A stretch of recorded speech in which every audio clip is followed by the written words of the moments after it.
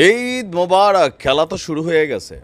যাযাবর এই জাতিকে আমরা যে জাতিটারে যাযাবর হিসেবে চিনতাম, যে এরা আসলে পৃথিবীর বিভিন্ন জায়গায় ধাবানি টাবানি খাইয়া ফাইনালি এদের পিতামহ যুক্তরাজ্যের নির্দেশে বা যুক্তরাজ্যের সহযোগিতায় আজকে আমাদের যে ভূখণ্ডটা এরা কবজা করে নিছে সেইখানে এসে আশ্রয় পাইছিল যেই জাতি, তো সেই জাতি এই মুহূর্তে আসলে কতটুকু নিরাপদ, এই প্রথমবারের মতন ভিন্ন এক দৃশ্যের সাক্ষী হতে যাচ্ছে বিশ্ব। আজকে আপনাদেরকে দেখাচ্ছি এয়ারপোর্টগুলোতে প্রচণ্ড ভিড়, ভিসা দরকার, কোথায় দেশ ছেড়ে যাবার, তাও কাদের জানেন?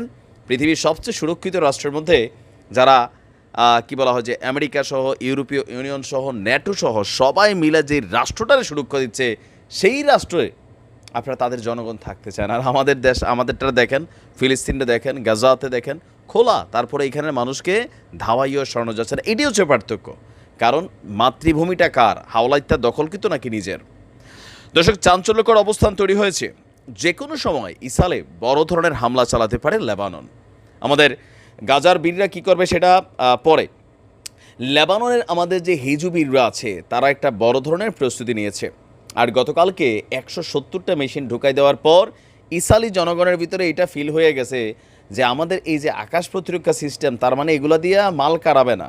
এরা যদি ঠিকই মাথা গরম কইরা মনে করলেন এদিকে ছাড়া শুরু করে, তাহলে আমাদের অবস্থা অনেক কাহিল হয়ে যাবে, জীবন থাকবে না। আর এইরকম নানান সংখ্যায় সরকার অনেক আশ্বস্ত করার পরেও অধিকাংশ ইসরায়েলের সীমান্তবর্তী এলাকার বাসিন্দারা দেশ ছাড়ার হিরিকে পড়েছে জীবন বাঁচাতে।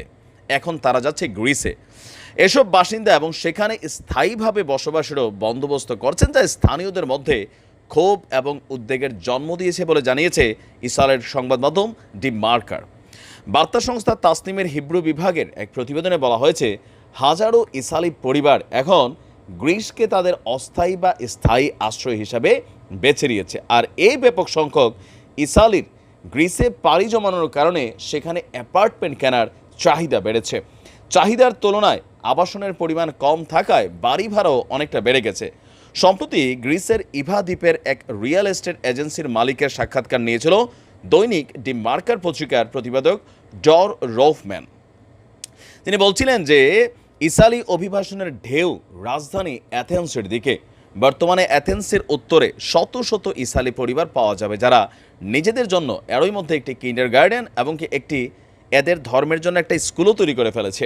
ওই প্রতিবেদনের আরেকটি অংশে বলা হয়েছে, এখানে যারা মানে যে সকল ওই ধর্মের অনুসারীদের ইসরায়েলে ফিরে যাওয়ার কোনো ইচ্ছা নেই এবং তারা এখানেই থাকতে এসেছেন।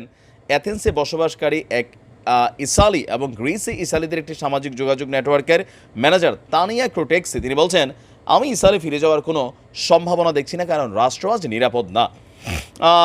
আচ্ছা, তিনি বলছেন যে তিনি যখন এই এলাকাতে আসছিলেন তখন এই এলাকায় ইসরায়েলিদের সংখ্যা ছিল মাত্র 50, কিন্তু দেখেন গত 8 মাসে গাজা যুদ্ধ শুরু হওয়ার পর এই সংখ্যা 5000 ছাড়িয়ে গেছে। তবে প্রকৃত সংখ্যা আরও বেশি বলেই তিনি মনে করছেন। আর এ নিয়ে স্থানীয় গ্রিসের যারা বাসিন্দা তাদের মধ্যে ক্ষোভ দেখা দিয়েছে, কারণ বলা হচ্ছে যে এখানে আপনার ইসরায়েলিরা দেশ ছাইরা সেখানে সম্পত্তি কেনার জন্য যেইভাবে তারা উঠে পড়া লাগছে, নিজেদের দেশে সব কিছু এখন হাই প্রাইসে চলে গেছে, যার কারণে গ্রিসের মধ্যেও ইসরায়েলিদের বিরুদ্ধে একটা মনোভাব তৈরি হচ্ছে। এটার মেইন দুইটা কারণ, একটা তো এটা আছে, আর এখন যারা দৌড়াইয়া এয়ারপোর্ট দিয়ে বের হচ্ছে, লেবানন এবং ইসরায়েলের মধ্যে একটা বড় ধরনের সংঘাতের কিন্তু শতভাগ একটা অবস্থান তৈরি হচ্ছে। এবং আমি চাই সেটা হোক, আমি ব্যক্তিগতভাবে চাই, দরকার আছে, খেলাটা জমুক। হ্যাঁ, আজকে সেই ইসরায়েলিরা আবার আগের ইতিহাসে ফিরে যাচ্ছে নাকি, যেগুলো যেখান থেকে সেখানে জমছিল, আবার আস্তে আস্তে যার যার ছিটিয়ে বিড়িয়ে আবার চলে যাচ্ছে। ভালো থাকুন, আসসালামু আলাইকুম।